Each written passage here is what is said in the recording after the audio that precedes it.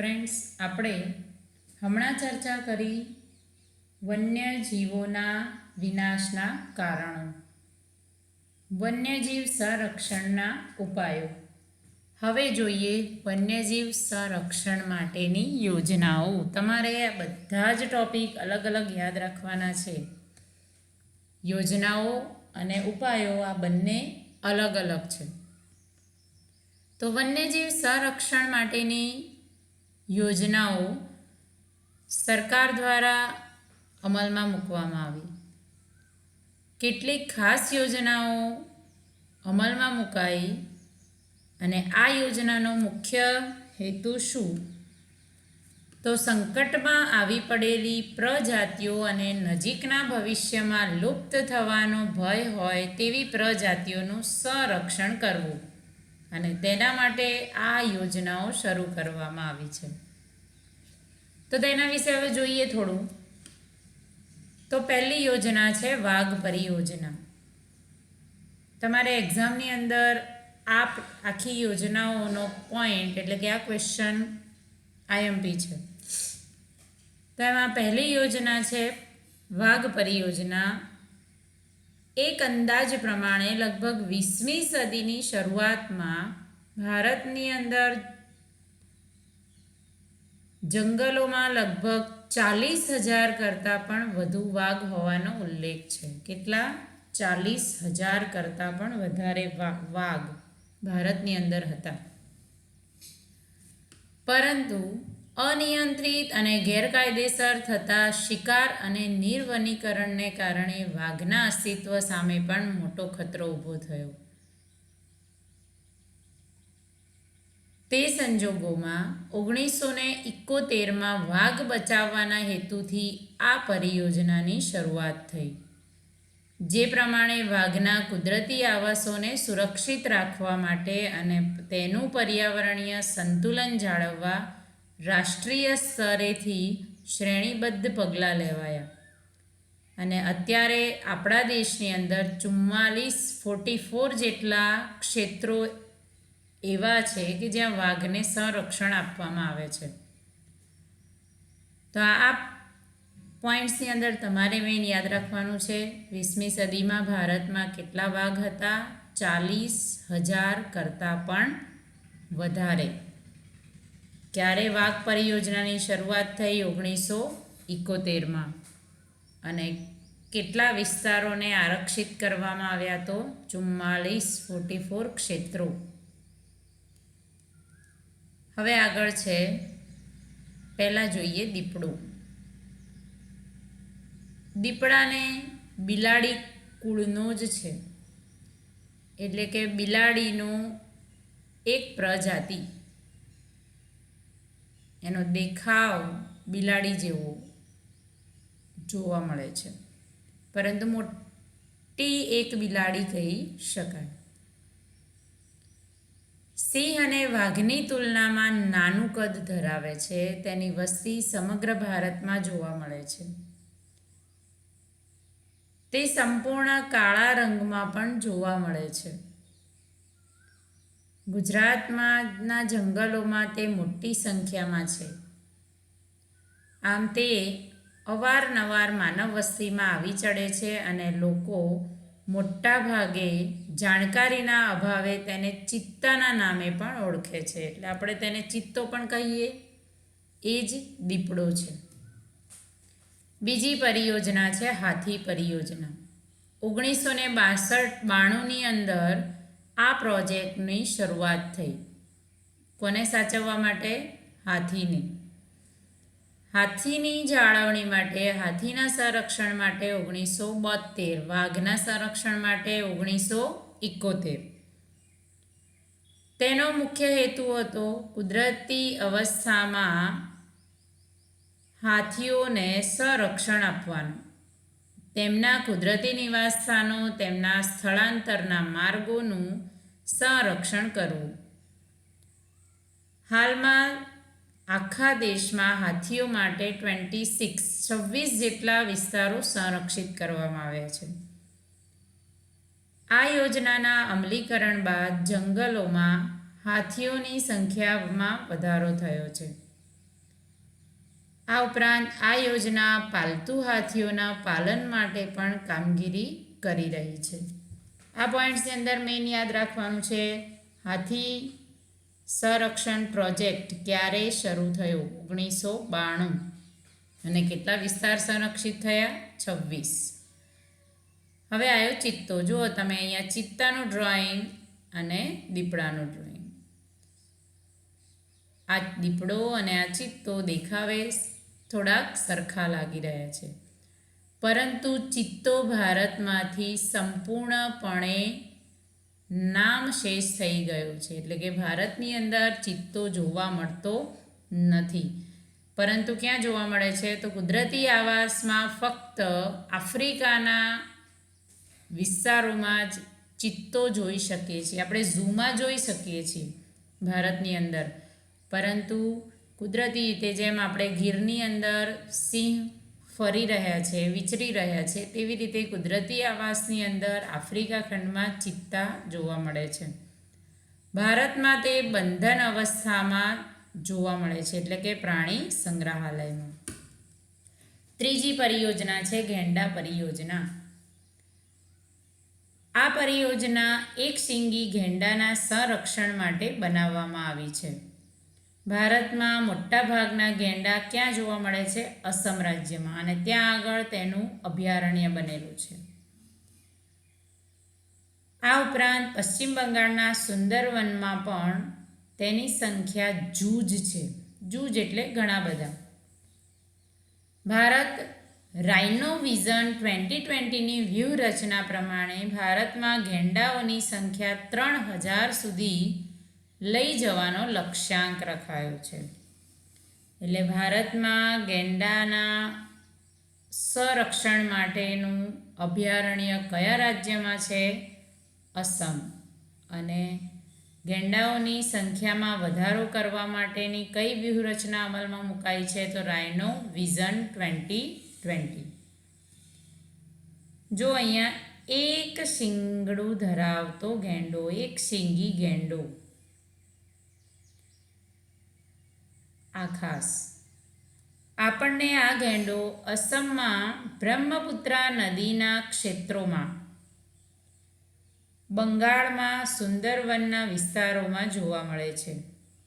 તેના શિંગડાઓમાંથી શું બને છે? તો તેના શિંગડામાંથી દવા બનાવવા તેનો શિકાર થાય છે. અને આ આટલો મોટો ગેંડો ફક્ત ઘાસ ઉપર પોતાનું જીવન વ્યતીત કરે છે. એટલે કે કેવું જીવ છે? તૃણાહારી જીવ. આમ સંરક્ષણના પ્રયાસોથી તેની સંખ્યા ધીમે ધીમે વધી રહી છે. અને આ ગેંડાનું જે શિંગડું છે શેમાંથી બને છે? તો એક પ્રકારનો ગીચ વાળનો જથ્થો હોય છે, અને તેમાંથી તે શિંગડાનું અસ્તિત્વ બને છે, શિંગડું બને છે. હવે છે ઘડિયાળ. ઘડિયાળ આપણે આગળ જોયું હતું. ઘડિયાળ શું છે? તો એક મીઠા પાણીમાં વસવાટ કરતો મગર. જોઈ શકો છો આ ઘડિયાળ મગરનું મોઢું, એના આગળનો ફેસનો શેપ અલગ પ્રકારનો છે. આપણે ઘણા એને ક્રોકોડાઇલ કહીએ છીએ, એલિગેટર પણ કહીએ છીએ. આમ જુદા જુદા પ્રકારના મગર હોય છે, એમાંથી એક છે આ. તો મીઠા પાણીમાં જોવા મળતા મગરોની આ પ્રજાતિ 1970ના દશકામાં લુપ્ત થવાને આરે હતી, પરંતુ ભારત સરકારે સમયના પગલાં લઈ અને આ યોજનાને શરૂ કરી. આગળ છે ગીધ પરિયોજના. તો ગીધ એક કુદરતી સફાઈ કામદાર, પરંતુ આ ગીધના અસ્તિત્વ પર પણ જોખમ ઊભું થયું છે. તેનો મુખ્ય ખોરાક શું? મૃત ઢોરનું માંસ ખાય છે. ઢોર એટલે કોઈ પણ મરેલા પ્રાણીઓ. તો ગીધ ભારતની અંદર ગીધની કુલ 9 પ્રજાતિ જોવા મળે છે. કેટલી? 9. ગીધોની સંખ્યામાં થયેલ અસાધારણ ઘટાડાને લીધે 2004માં ગીધ સંરક્ષણ પરિયોજના અસ્તિત્વમાં આવી. હવે આગળ છે હિમદીપડા પરિયોજના. હિમાલયમાં લગભગ 3000 મીટરની ઊંચાઈએ જોવા મળતી આ પ્રજાતિ બરફની અંદર વસવાટ કરે છે. સ્થાનિક લોકોમાં હિમદીપડા બાબતે જાણકારી વધે અને તેના સંરક્ષણ માટે લોકો જાગૃત થાય તે હેતુથી 2000માં આ પરિયોજના શરૂ કરાઈ. આ સિવાય કાશ્મીરી હંગુલ પરિયોજના, લાલ પાંડા પરિયોજના, મણિપુરમાં જોવા મળતી એક વિશિષ્ટ હરણની પ્રજાતિ માટે મણિપુર થામિલ પરિયોજના, ગંગા અને બ્રહ્મપુત્ર નદીમાં જોવા મળતી ગંગે ડોલ્ફિન પરિયોજના પણ કાર્યરત છે. આપણે અત્યારે કેટલી મેઇન 6 પરિયોજનાઓ યાદ રાખવાની છે. ફરી એકવાર જોઈ લઈએ તો વાઘ પરિયોજના 40,000 કરતાં વધારે વાઘ હોવાનો ઉલ્લેખ છે. 1971માં શરૂ થઈ અને 44 જેટલા ક્ષેત્રોને આરક્ષિત કરવામાં આવ્યા. બીજી યોજના છે હાથી પરિયોજના, જેની શરૂઆત 1992માં થઈ અને 26 જેટલા વિસ્તારો સંરક્ષિત થયા. ત્રીજી પરિયોજના છે ગેંડા પરિયોજના. કયા રાજ્યમાં જોવા મળ્યા? અસમ રાજ્યમાં. અને રાઇનોવિઝન 2020ની વ્યૂહરચનાને આધારે 3000 જેટલા ગેંડાઓની સંખ્યામાં વધારો કરવાનો છે. આગળની પરિયોજના છે ઘડિયાળ પરિયોજના. આ ઘડિયાળ મગરોને બચાવવા માટે 1970ની અંદર ભારત સરકારે પરિયોજના શરૂ કરી. ગીધ પરિયોજના એટલે કે કુદરતી સફાઈ કામદાર, અને તેની કુલ 9 પ્રજાતિ જોવા મળે છે. અને છેલ્લી જોઈ હિમદીપડા પરિયોજના. હવે આપણે આગળ જોઈએ અભયારણ્યો, રાષ્ટ્રીય ઉદ્યાન અને જૈવ આરક્ષિત ક્ષેત્રો. આમ એક સામાન્ય રીતે જોઈએ તો અભયારણ્ય, રાષ્ટ્રીય ઉદ્યાન, જૈવ આરક્ષિત ક્ષેત્રો આપણને બધું એક જ લાગે છે, પરંતુ આ બધાની અંદર થોડોક તફાવત છે. સૌથી નાનું અભયારણ્ય, તેનાથી થોડુંક મોટું રાષ્ટ્રીય ઉદ્યાન અને તેનાથી પણ મોટું જૈવ આરક્ષિત ક્ષેત્ર. જોતા જઈએ હવે કે ત્રણેયમાં શું ડિફરન્ટ છે, ત્રણેયમાં કઈ બાબતો અલગ છે. તો વન્યજીવોના સંરક્ષણ માટે અભયારણ્ય, રાષ્ટ્રીય ઉદ્યાન અને જૈવ આરક્ષિત ક્ષેત્રોની સ્થાપના કરવામાં આવી. આ ત્રણેય શબ્દો એકબીજાના પર્યાય જેવા લાગે છે, પરંતુ તેની અંદર શું છે તફાવત. જોઈએ હવે પહેલું અભયારણ્ય. તો ચોક્કસ મર્યાદામાં માનવ પ્રવૃત્તિઓને અનુમતિ આપવામાં આવે છે. અભયારણ્યની અંદર આપણને ખબર છે અભયારણ્ય કોને કહીએ છીએ, તો જ્યાં આગળ પ્રાણીઓને આરક્ષિત કરવામાં આવે છે, તેમને સંરક્ષણ આપવામાં આવે છે, તેવી કુદરતી જગ્યા છે, બરાબર. હવે ત્યાં આગળ માનવીની પ્રવૃત્તિઓ એટલે કે માનવોની અવરજવર થઈ શકે છે, તે પશુચારણ પણ કરી શકે છે જો છૂટ હોય તો, બરાબર. તો માનવીની અમુક પ્રવૃત્તિઓને છૂટછાટ આપેલી છે. બીજું છે સત્તા અધિકારી પાસેથી અનુમતિ મેળવ્યા પછી જ પાલતુ પશુઓને ચરાવવાની છૂટ મળે છે. એટલે કે જે વિસ્તારને પ્રાણીઓ માટે આરક્ષિત કરાયો હોય તે વિસ્તારના અધિકારીને પૂછ્યા પછી જ આપણે પશુઓને ચરાવી શકીએ. 2 પોઈન્ટ્સ થયા. આગળનો પોઈન્ટ છે કે અભયારણ્યની સ્થાપના શેના માટે કરાય છે, તો ખાસ કોઈ એક વિશેષ પ્રજાતિના સંરક્ષણ માટે જ અભયારણ્ય બનાવાય છે. અભયારણ્યની અંદર એક જ જાતના બધા જ પ્રાણીઓ જોઈ શકાય. પછી તેમાં વાઘ મૂકી દીધો, દીપડો મૂકી દીધો, હરણ લાવ્યા, આમ જુદા જુદા બધા પ્રાણીઓ ભેગા કરવામાં આવે તો તે અભયારણ્ય ગણાય નહીં. અભયારણ્યની અંદર ખાસ યાદ રાખવાનું છે એક જ વિશેષ પ્રજાતિને જ સંરક્ષણ અપાય છે. અભયારણ્યની સ્થાપના કોના દ્વારા થાય છે? તો અભયારણ્યની સ્થાપના રાજ્ય સરકાર દ્વારા જરૂરી પ્રક્રિયાઓ પૂર્ણ કરી અને કરી શકાય છે. તો પેરિયાર, ચંદ્રપ્રભા, એતુરનાગ્રમ જેવા અભયારણ્યો જાણીતા છે. તમે આ નકશાની અંદર જોઈ શકો છો વન્યજીવ અભયારણ્ય જ્યાં જ્યાં છે. આ પેરિયાર, મુદુમલાઈ, કર્નાલા, એતુરનાગ્રમ, સુંદરવન, પછી ચંદ્રપ્રભા, કેવલાદેવ, જેસોર, સારિસ્કા, આ બધા શું છે? અભયારણ્ય. હવે આવ્યું રાષ્ટ્રીય ઉદ્યાન. મિત્રો યાદ રાખજો, અભયારણ્યો, રાષ્ટ્રીય ઉદ્યાન કે જૈવ આરક્ષિત ક્ષેત્રો, આ ત્રણેયમાંથી કોઈ એક ટોપિક આપણા નકશાની અંદર દર્શાવવાનો આવશે. હમણાં આપણે જોયું નકશાની અંદર આ પ્રકારે.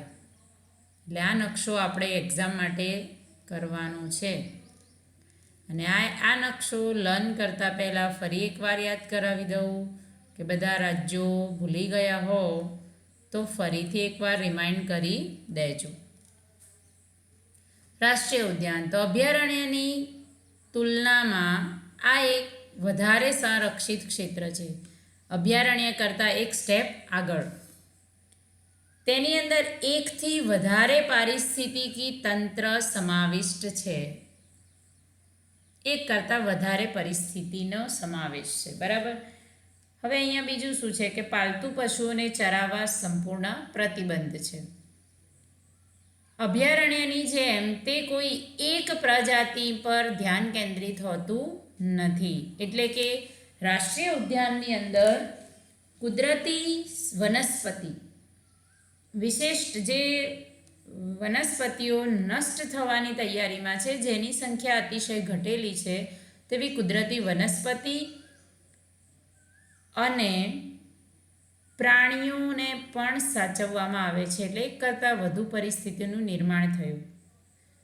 વિશિષ્ટ પ્રકારના ફૂલ છે, વૃક્ષો છે, તેના માટે એક અલગ ગાર્ડન જેવું બનાવવામાં આવે છે, પરંતુ આપણે તેની અંદર પ્રવેશ કરી શકતા નથી. ફક્ત ત્યાં તેનો ઉછેર થાય છે અને પશુઓને પણ એટલે કે પ્રાણીઓને પણ ત્યાં સાચવવામાં આવે છે.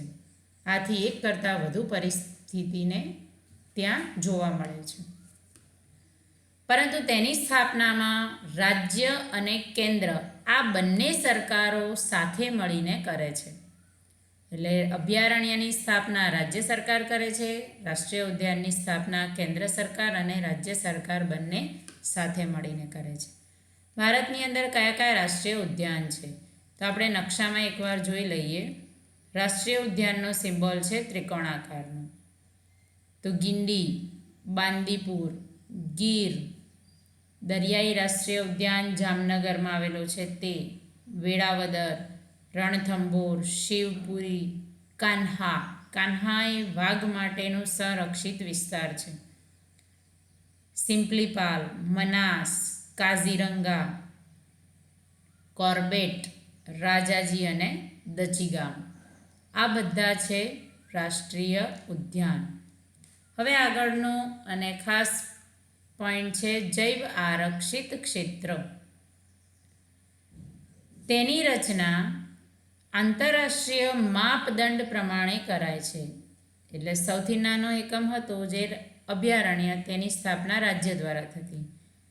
પછી રાજ્યથી પહોંચ્યા આપણે કેન્દ્ર સરકાર પાસે, તો તેના અને રાજ્ય સરકારના સંકલનથી સ્થાપના થઈ રાષ્ટ્રીય ઉદ્યાનની. હવે જોવાનું છે જૈવ આરક્ષિત ક્ષેત્ર, જે આંતરરાષ્ટ્રીય માપદંડો પ્રમાણે જેનું નિર્માણ થાય છે, જે તે કુદરતી ક્ષેત્રની પ્રાકૃતિક અને સાંસ્કૃતિક વિવિધતાનું સંરક્ષણ કરવાનો હેતુ છે. તે ક્ષેત્રમાં થતી બધી જ વનસ્પતિ, જીવજંતુ, જમીન તેમજ તેની ઉપર વસવાટ કરતા માનવ સમુદાયની જીવનશૈલીનું પણ સંરક્ષણ કરવાનું છે. અભયારણ્યની અંદર જોયું કોઈ એક પ્રજાતિનું સંરક્ષણ છે. રાષ્ટ્રીય ઉદ્યાનની અંદર એક કરતાં વધુ પરિસ્થિતિકી તંત્રનું સંરક્ષણ કરવાનું છે. જ્યારે જૈવ આરક્ષિત ક્ષેત્રની અંદર તો તમામે એ વિસ્તારમાં આવેલ તમામ બાબતોનું સંરક્ષણ છે. વનસ્પતિ હોય, જીવજંતુ હોય, જમીન હોય કે માનવની વસ્તી હોય. ત્યાં જૈવ વૈવિધ્ય બાબતે સંશોધન અને પ્રશિક્ષણ માટેની ખાસ સગવડો ઊભી કરાય છે. આ પ્રકારે ઘોષિત વિસ્તારોમાં તમામ પ્રકારની બહારની માનવીય ગતિવિધિ સંપૂર્ણપણે પ્રતિબંધિત હોય છે અને આ ક્ષેત્રમાં સરેરાશ વિસ્તાર એકંદરે 5000 ચોરસ કિલોમીટરથી પણ મોટો હોય છે. નીલગિરી, મન્નારની ખાડી, ગ્રેટ નિકોબાર, સુંદરવન, પંચમઢી વગેરે દેશના મહત્ત્વના જૈવ આરક્ષિત ક્ષેત્રો છે. એમાં ગુજરાતમાં પણ એક જૈવ આરક્ષિત ક્ષેત્ર ઊભું કરવામાં આવ્યું છે. એ છે કચ્છનું રણ. કચ્છના રણની વિશિષ્ટ પરિસ્થિતિના સંરક્ષણ માટે 2008ની સાલમાં જૈવ આરક્ષિત ક્ષેત્ર ઘોષિત કરાયું છે અને ભારતની અંદર કુલ 18 જૈવ આરક્ષિત ક્ષેત્રો છે અને 103 રાષ્ટ્રીય ઉદ્યાન, 531 અભયારણ્ય જોવા મળે છે, જેમાંથી ગુજરાતમાં 1 જૈવ આરક્ષિત ક્ષેત્ર, 4 રાષ્ટ્રીય ઉદ્યાન અને 23 જેટલા અભયારણ્યો જોવા મળે છે. જૈવ આરક્ષિત ક્ષેત્રો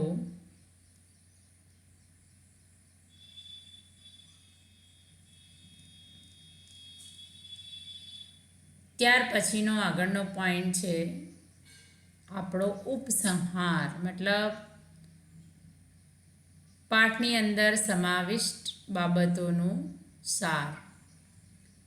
તો વિકાસની પ્રક્રિયા ખૂબ જરૂરી છે, પરંતુ સાથે સાથે જીવસૃષ્ટિ પર પડનાર તેના દુષ્પ્રભાવો અને તેની અસરોનું પણ આયોજન દરમિયાન ખ્યાલ રખાય તે ખૂબ જરૂરી છે. કારણ કે આપણે વિકાસની પ્રક્રિયામાં આગળ વધતા જઈએ છીએ, પરંતુ પાછળ રહેલી અનેક પ્રજાતિઓ સંપૂર્ણપણે નષ્ટ થતી જાય છે, તે મુશ્કેલીમાં આવી જાય છે. તેમની આહાર શૃંખલામાં પણ ખલેલ પહોંચે છે અને તેના ઘણા ખરા દૂરવર્તી પરિણામ હોય છે.